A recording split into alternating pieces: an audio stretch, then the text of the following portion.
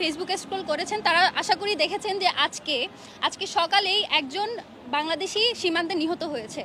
এই সীমান্তে নিহত হওয়ার ঘটনা আজকের নতুন নয়।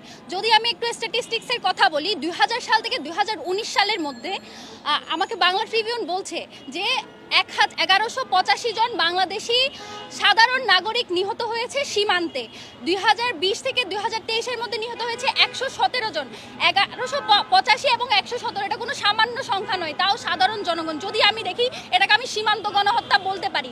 এই সাহস আপনাদের কাছে যদি আমি এখন প্রশ্ন করি, 1971 সালের আগে যখন বাংলাদেশ ছিল না, যখন বাংলাদেশ পাকিস্তানের অংশ ছিল, তখন কিন্তু ভারত সেই সাহস দেখাতে পারেনি।